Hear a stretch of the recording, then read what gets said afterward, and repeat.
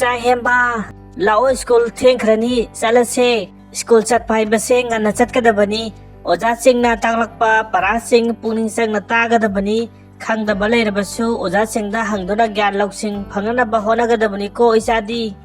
hoi ma khangdaba yauralabadi aidi ojada hekta hangi ojana su phajana hekta tai ato ima school gi phi thidaba thaum phareba amukta phi do thibiyo ba ai yamni kaijareba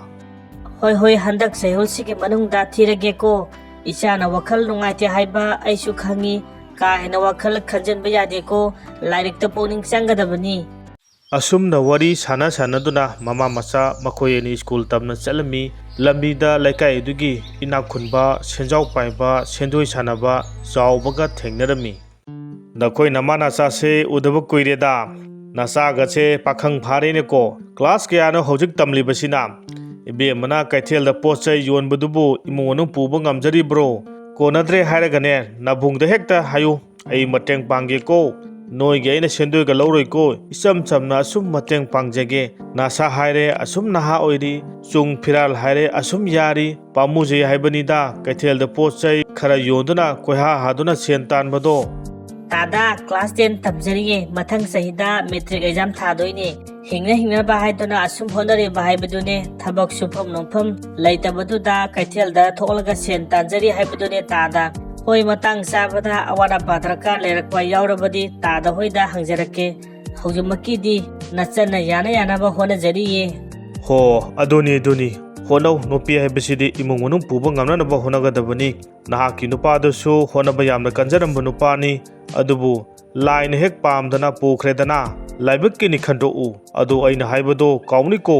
aina kemta sendoi logjaroi nong phadok mateng pangbu karino aigi irel haire kai dona sabada loiba ngamgadaba laite haijariba marakta ekhuyumda laklaga ekhuyum gi thabak singkhara mateng pangboi lakpoi seba tawraga nungain leiba yabudubo isam chamna nanna hoi tada madugusu matam lakani ye nachana soidana matamdu da hajarak lage ekhoi school chacharu khige sawbiya de ko tada asumna hairamlaga mama macha satkirami chawbagi lemjadraba wahi adu tabada leimigi thamoida khanjarami aigi nupado ngasi phawba hinglamba thoklabadi mina hanthana yengliba miyeng asi yenglamloidabani ko haina kaithel yore sem leiba customer nupa ama laglami itaima sem sibu kijida kya piribage sem se yengbadasu yamna phajai hawgadabasu malik price kaya oidino kijida ibungo semsi kijida lupa sani khaktani yam hawbani ngasi khakta laurakpani aina mahajondagi laurabada ngairibani atopa pofambidadi lupa sani kontra loina yonaribani aige sida khara hongbani itaima kiji manga khakta onbiyo ado itaimana kaithel sida yam naha oina sel tanba tholokdibasibo kari awaba leibage haidi yamna nauna kaithelda tholokpagi marambu haijariba ibungo awatpana pik thale haibiduni aikhoisu kaithel sida tholaktuna sen tanbase pamjade adubo nauna ipuroiba kaina khibadegi sel tanduna imung manung puba ngamnaba honajaribani aigi awara pa nongphadokti laikaina ubirangani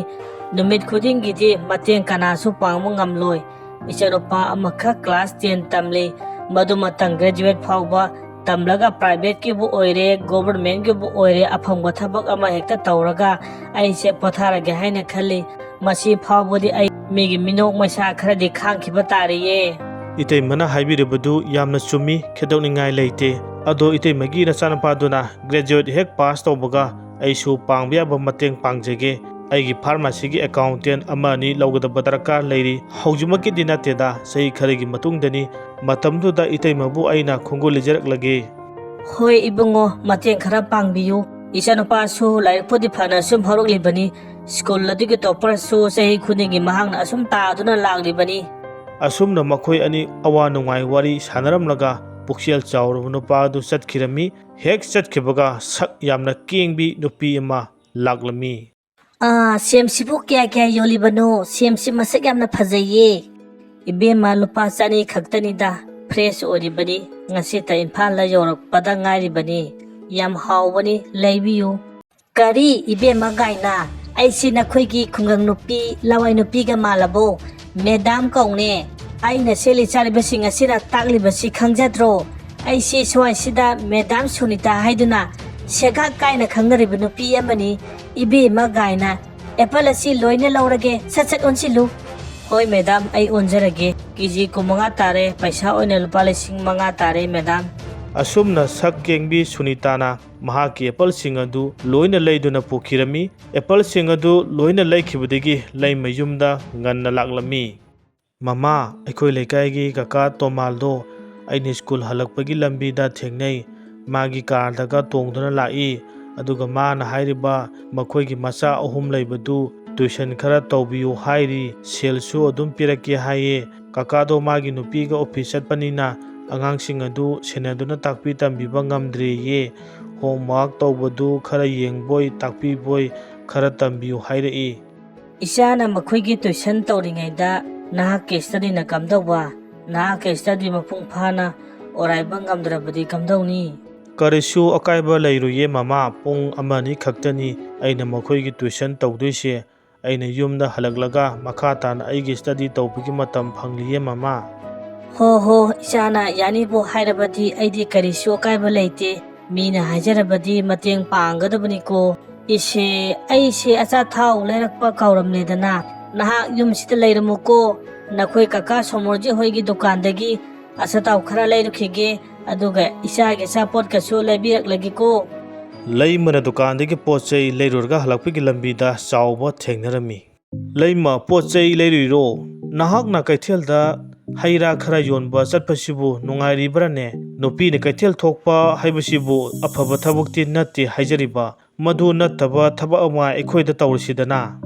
S आइसु करेसु चनिंगपोतिये अखोय इमा इसादे करेसु रगा चानी हिंगदबदी यादे चादबदी यादबनिना आइसु चनिंगदा सुम चलिबा हाइबदुनिदा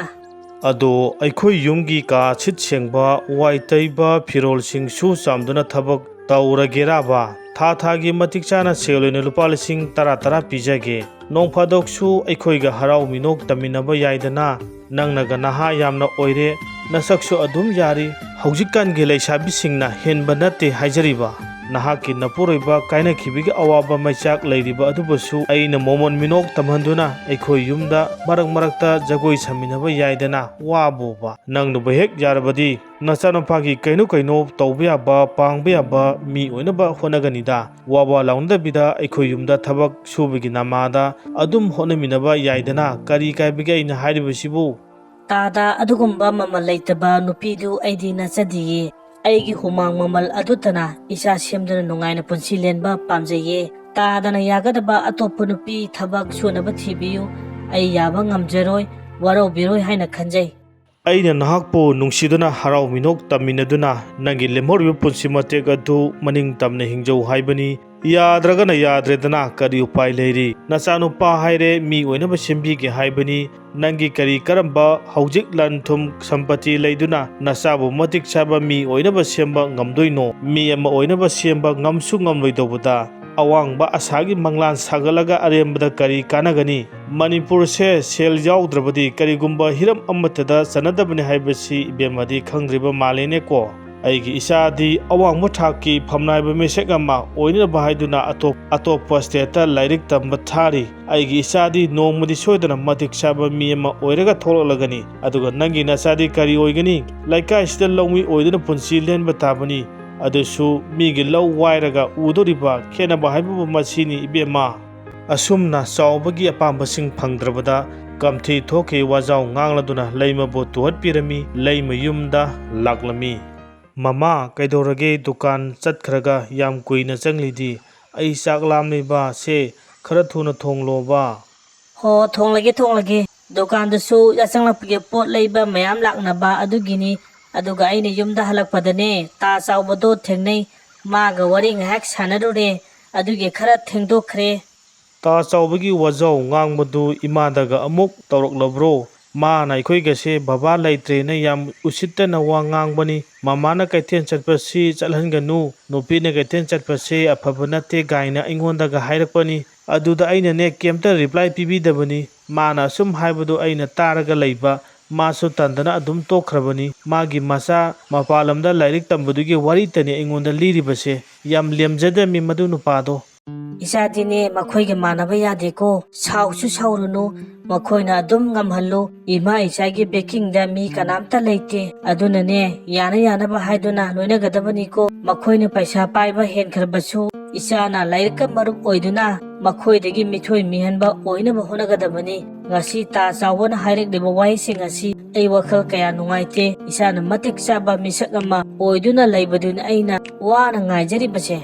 hoi mama ai hotpya ba honage ai ne graduate hek loibaga ima bu gaithel da thararo ye ima gi mohut chinduna aina sel tan ba ya ba tanduna ima bu momon minok tamhanduna punna leminagani hembana mahak ki wakhalda singna ba amaka loinena wasak pare chanduna mithoi mihenba misak ama oidaba yade haiduna yamna kana honarami sahi khargi matungda hemba graduate pass tawduna sel tanba yaba thabak thiba haurami ikhang khanghaudana leimana sahi khargi mamangda thengnakiba pukchil chawraba nupa adu thengnarami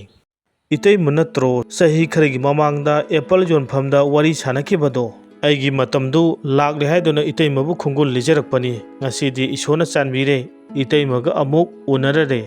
mane aisho ibungoga amuktang thengnarabadi na khanjaram libani isona hek thengno haina tamba haibaduni isona insilaklibani aigi isado graduate pass tawre ibungona hairamba thabak adubu haujikan sibu tawba phangkhidro isado commerce stream da graduate loirabani haiba yamna tan chaba haibadu oire itei magisi aishu account ki thabak lawba yare haiduna khanjaram libani tandom sare hayengdagi isanupa adu ikhoyumda lakminaro ai address amudi aigi mobile number su itaimuda pijaram lage asumna makhoi ani awa nungai wari watai sanarami mathangi numitagi pukchel chawraba nupa adugi yumda leiduna pharmacy gi accountant oiduna tha gi oina lupa lising nifu phangladuna hemba thabak phangjarami hemba hantak week asigi income kya lai next week ta mapalam digi pochai awat pa khara leibudu online digi chendoribani adu manangna phanaba tawroko aigi sanupi mapalamda leikhibadugi selsu ngasi thadoini konagadrane tamo this week asida lupa lakh kontra di profit leiri aduga chengadoriba hidak langthak sing adu kaithokraga lakh 33 ga lising kunga makhai leiri aduga tamogi isagi haibadu thadokraga lupa lakh 13 ga lising tara leiriye tamo masigi angang simadi selthum paba hotpa yamna hairine selju amata chenade aina sangyang kya tawrabani masimadi semba tholagani mamangda leiramba nupa adudi selthum hotpa paba yamna haite paisa su yamna chenai mabu sel sengba su wali aduga hemba sidi aina semba tare o fare nangchu waram lagani sakto phajana saro adugane ngasi se aina nange salary digi aina marum macha ama yaubani ngasi phangba tabani saurangna lupa lakh kun muk tabani loiramdai oibani na yambani madu ai horel pirage ko mamadu yam wajarak labani wahan bayade ko mamadu numit afaba ama yenglaga yumsida purakna ba honaro aduga namanasa punna yumsida leiraro hoi tamo ai haijarage kothiga yengtholaga afaba numit ama khallaga imado mafam sida puraklage asumna mabuksel chawraba nupa aduna hembagi mabuksel sengba mathongna leiba thabak ama tawba matamda thinthaba tawdana mai pakna thabak tawba aduda pinbiraduna mama masagi lam leiduna fajaraba pakage building ama sabirami tamo ai kari haiduno khangdre aina thakiba AG department gi accountant post ki exam thakibadu result lauthokle ai selection phangle offer form loba laklo hairi tamona aibu khut paiduna ngasi aina laijariba punsi mahing asi yaunaba sembirakpani aina asum exam adu thajillaga yenglubani maduda selection phangle yamna nungaiba pawni ne dudi mi masadi lairing haiba gaise lotuna leiba yade ko center service ni na salary su lupa lakh amo makhai degi hoge hairini ngasi de nga sauba ama leiraga aina thongdaba tare dana tamo nga bode aina leijarage aduda tamona saurakadra na haiduna aina pakhaliba ꯀꯔꯤꯒꯤ ꯁꯥꯎꯗꯣꯏꯅꯣ ꯁꯤꯒꯤ ꯊꯕꯛꯁꯤꯗꯤ ꯀꯩꯁꯨ ꯅꯠꯇꯦ ꯌꯨꯝꯗ ꯂꯩꯅ account ꯁꯨꯝ ꯍꯣꯠꯄ ꯌꯥꯔꯤꯁꯤꯗꯤ ꯑꯩꯅ ꯅꯪꯕꯨ ꯌꯨꯝꯁꯤꯗ ꯂꯩꯗꯨꯅ ꯊꯕꯛ ꯇꯧꯍꯜꯂꯤꯕꯗꯨ ꯅꯪꯁꯦ ꯂꯝ ꯈꯔ ꯂꯥꯞꯄꯒꯤꯅꯤ ꯑꯗꯨꯏ ꯃꯊꯛꯇ ꯏꯔꯥꯡ ꯐꯂꯥꯡ ꯐꯠꯇꯦꯅ ꯇꯧꯕꯅꯤ ꯀꯩꯅꯣ ꯑꯣꯐꯤꯁꯇ ꯆꯠꯂꯒ ꯑꯣꯐꯤꯁꯀꯤ ꯊꯕꯛ ꯇꯧꯔꯝꯃꯣ ꯑꯗꯨꯒ ꯌꯨꯝꯗ ꯍꯜꯂꯛꯂꯒ ꯆꯥ ꯑꯃ ꯀꯩ ꯑꯃ ꯊꯛꯂꯒ ꯍꯛꯆꯥꯡꯕꯨ ꯉꯥꯏꯍꯥꯛ ꯐ꯭ꯔꯦꯁ ꯑꯣꯏꯍꯜꯂꯒ ꯁꯦꯜ ꯊꯨꯝ ꯍꯣꯠꯄ ꯄꯥꯕ ꯃꯜꯂꯤ ꯕꯖꯦꯠ ꯁꯦꯝꯕ ꯁꯦꯂꯔꯤ ꯁꯦꯝꯕ ꯈꯛꯇꯅꯤ ꯑꯔꯨꯕ ꯅꯠꯇꯦꯗ ꯗꯔꯀꯥꯔ ꯇꯥꯔꯤꯕꯗꯤ ꯅꯪꯒꯤ ꯊꯃꯣꯏ ꯁꯦꯡꯖꯕ ꯑꯗꯨꯗꯅꯤ ꯑꯩꯅ ꯗꯔꯀꯥꯔ ꯇꯥꯔꯤꯕꯁꯦ ꯅꯪꯅ ꯑꯔꯥꯟꯕ ꯋꯥꯈꯜ ꯈꯟꯗꯨꯅ ꯊꯕꯛ ꯇꯧꯕ ꯍꯧꯔꯛꯂꯕ ꯑꯩꯒꯤ ꯀꯔꯕꯥꯔ ꯑꯁꯤꯁꯨ ꯐꯦꯜ ꯑꯣꯏꯒꯅꯤ ꯑꯗꯨꯒ ꯅꯪꯁꯨ ꯃꯇꯤꯛ ꯆꯥꯕ ꯃꯤ ꯑꯣꯏꯕ ꯐꯪꯂꯣꯏꯗꯧꯔꯤꯕꯅꯤ ꯑꯁꯣꯝꯗꯅ ꯋꯥꯖꯥꯎ ꯉꯥꯡꯕ ꯆꯥꯎꯕꯒꯤ ꯃꯆꯥꯅꯨꯄꯥ ꯉꯥꯎꯁꯤꯟꯅꯕ ꯑꯣꯛꯇꯕ ꯅꯨꯄꯥ ꯑꯣꯏꯗꯨꯅ ꯅꯨꯄꯤ 6-7 ꯆꯦꯟ ꯆꯣꯡꯂꯨꯕꯒꯤ ꯋꯥꯊꯣꯛ ꯂꯥꯟꯊꯣꯛ ꯑꯣꯏꯔꯨꯕꯒꯤ ꯏꯖꯠ ꯗꯥꯕꯤ ꯄꯤꯅꯕ ꯍꯣꯠꯅꯕꯗ ꯂꯩꯖꯔꯝꯕ ꯃꯔꯜ ꯃꯊꯨꯝ ꯂꯣꯏꯅ ꯇꯨꯝꯂꯝꯃꯤ ꯅꯣꯡꯃ ꯃꯃꯥ ꯃꯆꯥ ꯂꯩꯀꯥꯏꯒꯤ ꯊꯧꯗꯣꯛ ꯑꯃ ꯌꯥꯎꯕ ꯆꯠꯄꯗ ꯆꯥꯎꯕ ꯊꯦꯡꯅꯔꯝꯃꯤ ꯇꯥ ꯆꯥꯎꯕ ꯅꯠꯇ꯭ꯔꯣ ꯁꯛ ꯆꯨꯒ ꯌꯥꯝꯅ ꯍꯣꯡꯂꯝꯃꯤ ꯀꯝꯗꯧꯔꯤꯒꯦ ꯅꯨꯡꯉꯥꯏꯔꯤꯕꯣ ꯑꯩꯈꯣꯏꯁꯤꯕꯨ ꯁꯛ ꯈꯪꯕꯤꯔꯤꯕꯔꯣ ꯏꯆꯝ ꯆꯝꯅ ꯍꯥꯏꯖꯔꯤꯕ ꯈꯪꯖꯩ ꯌꯥꯝ ꯃꯨꯟꯅ ꯈꯪꯖꯩ ꯅꯃꯥ ꯅꯆꯥꯈꯣꯏꯗꯤ ꯌꯥꯝꯅ ꯅꯨꯡꯉꯥꯏꯈ꯭ꯔꯦ ꯍꯥꯏꯅ ꯇꯥꯖꯩ ꯑꯩꯈꯣꯏꯗꯤ ꯂꯣꯏꯔꯦ ꯏꯆꯥꯅꯨꯄꯥ ꯑꯐꯕ ꯄꯣꯛꯂꯨꯕꯒꯤ ꯃꯍꯩꯅ ꯉꯁꯤꯗꯤ ꯀꯣꯛꯇ ꯈꯨꯠ ꯍꯥꯞꯇꯨꯅ ꯈꯪꯖꯔꯤꯌꯦ ꯏꯆꯥꯅꯨꯄꯥꯒꯤ ꯍꯥꯛꯇꯛꯇ ꯅꯨꯡꯉꯥꯏꯅ ꯂꯩꯕ ꯐꯪꯂꯒꯅꯤ ꯍꯥꯏꯕꯒꯤ ꯑꯁꯥꯗ ꯃꯄꯥꯟ ꯂꯝꯗ ꯂꯥꯏꯔꯤꯛ ꯂꯥꯏꯁꯨ ꯇꯝꯕ ꯊꯥꯔꯨꯕꯅꯤ ꯑꯗꯨꯕꯨ ꯏꯆꯥꯅꯨꯄꯥꯗꯨꯗꯤ ꯅꯨꯄꯤ ꯃꯈꯜ ꯃꯈꯜ ꯊꯤꯔꯒ ꯋꯥꯊꯣꯛ ꯂꯥꯟꯊꯣꯛ ꯊꯣꯛꯇꯨꯅ ꯂꯩꯖꯔꯝꯕ ꯁꯝꯄꯇꯤ ꯂꯟ ꯊꯨꯝ ꯇꯨꯝꯅꯕ ꯇ꯭ꯔꯦꯅꯤꯡ ꯇꯧꯕ ꯆꯠꯄ ꯑꯣꯏꯔꯝꯂꯦꯗꯅ ꯇꯥꯗꯒꯤ ꯏꯆꯥꯕꯨ ꯑꯋꯥꯡꯕ ꯊꯥꯛꯀꯤ ꯐꯝꯅꯥꯏꯕ ꯃꯤꯁꯛ ꯑꯃ ꯑꯣꯏꯅꯕ ꯍꯥꯏꯗꯨꯅ ꯃꯄꯥꯟ ꯂꯝꯗ ꯂꯥꯏꯔꯤꯛ ꯇꯝꯕ ꯊꯥꯈꯤꯕꯅꯤ ꯍꯥꯏꯗꯥꯏꯅꯦ ꯑꯩꯒꯤ ꯏꯆꯥꯗꯤ ꯂꯧꯃꯤꯁꯨ ꯑꯣꯏꯗ꯭ꯔꯦ ꯍꯧꯖꯤꯛꯇꯤꯅꯦ ꯁꯦꯟꯇ꯭ꯔꯦꯜ ꯁꯥꯔꯚꯤꯁ ꯇꯧꯗꯨꯅ ꯏꯝꯐꯥꯜꯒꯤ AGꯗ ꯑꯦꯁꯤꯁꯇꯦꯟꯠ ꯑꯦꯀꯥꯎꯟꯇꯦꯟꯠ ꯖꯦꯅꯔꯦꯜ ꯑꯣꯏꯅ ꯃꯤꯅꯥꯏ ꯑꯣꯏꯖꯔꯤꯌꯦ ꯑꯗꯨꯒꯅꯦ ꯌꯨꯝꯗ ꯑꯃꯨꯛ ꯍꯜꯂꯛꯂꯒꯅꯦ ꯑꯩꯈꯣꯏꯕꯨ ꯁꯦꯝꯕꯤꯔꯛꯄ ꯃꯅꯤꯄꯨꯔꯒꯤ ꯃꯐꯝ ꯁꯤꯟꯕ ꯊꯨꯡꯅ ꯃꯦꯗꯤꯁꯤꯟ ꯁꯞꯄ꯭ꯂꯥꯏꯌꯔ ꯇꯧꯔꯤꯕ ꯃꯤꯁꯛ ꯑꯗꯨꯒꯤ ꯑꯦꯀꯥꯎꯟꯠ ꯕꯖꯦꯠ ꯍꯣꯠꯄꯒꯤ ꯍꯥꯖꯤꯔꯥꯒꯤ ꯑꯣꯏꯕ ꯊꯕꯛ ꯑꯃꯒꯁꯨ ꯇꯧꯖꯔꯤꯌꯦ ꯏꯆꯝ ꯆꯝꯅ ꯋꯥꯕꯣꯕ ꯇꯥꯗ ꯍꯣꯏꯒꯤ ꯌꯨꯝ ꯏꯪꯈꯣꯜ ꯌꯣꯟꯒꯗꯕ ꯂꯩꯔꯕꯗꯤ ꯈꯔ ꯍꯥꯏꯕꯤꯔꯛꯑꯣ ꯑꯩꯈꯣꯏ ꯂꯩꯖꯒꯦ ꯃꯤꯌꯥꯝꯅ ꯄꯤꯅꯔꯤꯕ ꯁꯦꯟꯐꯝ ꯑꯗꯨꯗꯒꯤ ꯈꯔ ꯍꯦꯟꯗꯣꯛ ꯄꯥꯊꯣꯛꯅ ꯄꯤꯖꯒꯦ ꯍꯥꯏꯖꯔꯤꯕ ꯅꯠꯇ꯭ꯔꯒ ꯇꯥꯗꯁꯤ ꯌꯥꯝꯅ ꯋꯥꯔꯒꯗꯤ ꯑꯩꯒꯤ ꯈꯣꯡꯎꯞ ꯀꯥꯞ ꯊꯥꯕ ꯐꯤꯔꯣꯜ ꯁꯨ ꯆꯥꯝꯗꯨꯅ ꯏꯁꯇ꯭ꯔꯤ ꯇꯛꯄ ꯂꯦꯇ꯭ꯔꯤꯟ ꯁꯦꯡꯕ ꯒꯝꯂꯥꯗ ꯊꯥꯕ ꯂꯩꯁꯤꯡꯕꯨ ꯏꯁꯤꯡ ꯆꯥꯏꯕ ꯉꯝꯒꯗꯕ ꯑꯍꯜ ꯑꯃ ꯂꯧꯖꯒꯅꯤ ꯃꯗꯨ ꯇꯥꯗꯅ ꯑꯣꯏꯕꯤꯌꯨ ꯍꯥꯏꯖꯔꯤꯕ ꯈꯨꯠꯁꯨꯃꯜꯒ ꯃꯟꯇꯤꯛꯅꯖꯔꯣꯏ ꯂꯩꯀꯥꯏꯒꯤ ꯑꯍꯜꯅꯤ ꯊꯥꯒꯤ ꯑꯣꯏꯅ ꯂꯨꯄꯥ ꯂꯤꯁꯤꯡ 30 ꯄꯤꯖꯒꯦ ꯍꯥꯏꯖꯔꯤꯕ ꯀꯔꯤ ꯈꯜꯂꯤꯕꯒꯦ ꯇꯥ ꯆꯥꯎꯕ ꯋꯥꯍꯩꯗꯨꯅ ꯄꯦꯟꯖꯔꯦ ꯑꯩꯅ ꯃꯄꯥꯟ ꯐꯔꯤꯉꯩ ꯃꯇꯝꯗ ꯉꯥꯡꯈꯤ ꯁꯛꯈꯤꯕ ꯍꯥꯏꯔꯣꯏꯗꯧꯕ ꯀꯌꯥ ꯍꯥꯏꯈꯤꯕ ꯑꯗꯨꯒꯤ ꯃꯍꯩꯗꯒꯤ ꯑꯩꯁꯦ ꯄꯥꯞ ꯆꯦꯜꯂꯕ ꯃꯤꯁꯛ ꯑꯃ ꯍꯥꯏꯕꯗꯨ ꯑꯣꯏꯔꯕꯅꯤ ꯀꯌꯥꯗ ꯅꯥꯄꯜ ꯇꯧꯗꯨꯅ ꯑꯩꯅ ꯅꯈꯣꯏ ꯏꯃꯥꯗ ꯍꯥꯏꯈꯤꯕ ꯄꯨꯝꯅꯃꯛ ꯏꯁꯣꯔꯅ ꯈꯪꯂꯗꯨꯅ ꯑꯩꯕꯨ ꯋꯥꯔꯛꯂꯤꯕꯅꯤ ꯄꯨꯝꯅꯃꯛ ꯑꯩꯒꯤ ꯏꯔꯥꯜ ꯉꯥꯛꯇꯅꯤ ꯏꯆꯥꯅ ꯃꯄꯥꯜꯗ ꯃꯍꯩ ꯃꯁꯤꯡ ꯇꯝꯗꯨꯅ ꯂꯩꯈ꯭ꯔꯒ ꯑꯩꯅ ꯃꯇꯝ ꯆꯥꯅ ꯌꯦꯡꯁꯤꯟꯕ ꯇꯧꯗꯅ ꯃꯇꯣꯝꯇ ꯄꯨꯡꯊꯥꯗ ꯊꯥꯗꯣꯛꯇꯨꯅ ꯂꯩꯈꯤꯕꯗꯒꯤ ꯏꯆꯥꯗꯣ ꯉꯥꯎꯁꯤꯟꯅꯕ ꯑꯣꯛꯇꯕ ꯃꯤꯁꯛ ꯑꯃ ꯑꯣꯏꯈꯤꯕꯅꯤ ꯍꯥꯏꯕꯁꯤ ꯑꯩ ꯈꯪꯖꯔꯦ ꯁꯦꯜ ꯊꯨꯝ ꯄꯥꯏꯔꯦ ꯂꯩꯔꯦ ꯍꯥꯏꯗꯨꯅ ꯏꯆꯥꯅ ꯁꯦꯜ ꯊꯥꯔꯛꯑꯣ ꯍꯥꯏꯕꯗ ꯑꯩꯅ ꯁꯦꯜ ꯄꯨꯡꯊꯥꯗ ꯊꯥꯕ ꯏꯆꯥꯕꯨ ꯐꯠꯇꯕꯒꯤ ꯏꯄꯥꯛꯇ ꯇꯥꯎꯍꯟꯈꯤꯕꯅꯤ ꯃꯗꯨꯒꯤ ꯃꯍꯩꯅ ꯉꯁꯤꯗꯤ ꯃꯤꯔꯛ ꯇꯤꯟꯕ ꯃꯐꯝꯗ ꯑꯩꯒꯤ ꯏꯃꯥꯏ ꯑꯁꯤ ꯊꯥꯡꯒꯠꯇꯨꯅ ꯆꯠꯄ ꯉꯝꯗ꯭ꯔꯦ ꯏꯖꯠ ꯂꯩꯈꯥ ꯇꯥꯔꯦ ꯑꯥꯗ ꯈꯣꯡꯂꯤꯕ ꯍꯨꯏ ꯑꯁꯤꯒꯤ ꯈꯣꯟꯖꯦꯜꯁꯦ ꯃꯁꯤꯃꯛꯅꯤ ꯑꯩꯒꯤ ꯏꯆꯥꯒ ꯄꯥꯡꯈꯛ ꯑꯣꯏꯔꯤꯕꯁꯤ ꯍꯧꯖꯤꯛ ꯂꯦꯝꯍꯧꯔꯤꯕ ꯄꯨꯟꯁꯤ ꯃꯇꯦꯛ ꯈꯔ ꯑꯁꯤ ꯐꯠꯇ꯭ꯔꯕ ꯏꯆꯥꯒꯤꯗꯃꯛ ꯈꯟꯗꯨꯅ ꯄꯨꯟꯁꯤ ꯂꯦꯟꯕ ꯇꯥꯔꯤ